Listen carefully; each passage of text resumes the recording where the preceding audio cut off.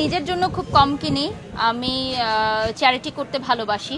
যেমন আমার মেয়ের জন্মদিন হচ্ছে মে মাসে, তো মে মাসকে ঘিরে আমার কিছু পরিকল্পনা রয়েছে যে এতিমখানা মাদ্রাসায় যারা আসলে বাবা মা নেই, ছোট ছোট বাচ্চাদেরকে নতুন কাপড় বা খাবার আমরা বিতরণ করব আমার মেয়ের হাতে। আমার মেয়ের যেহেতু জন্মদিন, তো আমি মনে করি নিজের জন্য আমি একটা দামি পোশাক কেনার চেয়ে যারা আসলে পোশাক পরতে পারে না তাদেরকে যদি আমি অর্থটা দিয়ে থাকি তাহলে অনেক মানুষের হাসি ফুটানো যায়।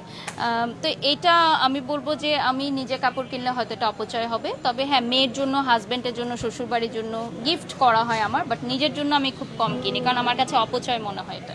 নিজে অনেক ফ্রি পান? হ্যাঁ একদমই, আমি নিজে কাপড় অনেক পাই যেগুলো এখন আমি পরতেও পারিনি। অনেক ব্র্যান্ড থেকে বলে আপু আমাদের কাপড় পরেন, আমাদের কাপড় পরেন। তো আমি একা একটা মানুষ কয়টা কাপড় পরবো বলেন? দিনে 7 থেকে 8 বার কাপড় চেঞ্জ করি, তারপরও অনেক ড্রেস রয়ে যায়। তো কেন কিনবো বলেন? প্রয়োজন নেই। Thank you so much.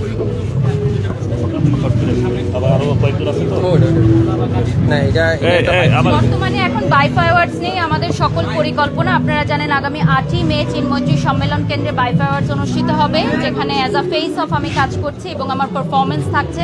So এবার আমার পারফরমেন্সটা একদমই ভিন্ন, যেটা এর আগে আমি কখনোই করিনি এই ধরনের পারফরমেন্স। সো এটা একটা সারপ্রাইজ থাকবে ইনশাল্লাহ, অ্যান্ড অবশ্যই এটাকে তারকা বহুল একটি আয়োজন।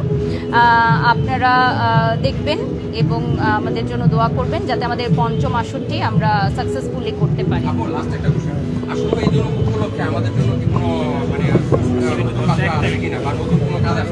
হ্যাঁ, কাজ তো প্রতিদিনই আসছে, দেখা যাক সামনে আর কি আসছে। Thank you.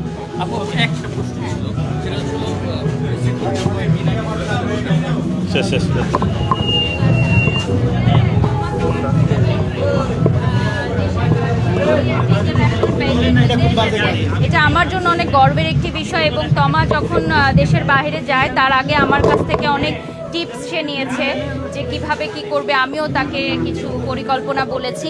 তো ও যে উইনার হবে সত্যি এটা আমরা ভাবিনি, কারণ যেহেতু এখানে অনেকগুলো দেশের একসাথে পার্টিসিপেট ছিল, সেটা আমরা অনেক প্রাউড করি যে আমাদের বাংলাদেশের মেয়ে মুকুট ছিনিয়ে এনেছে। তোমার জন্য রইল শুভকামনা।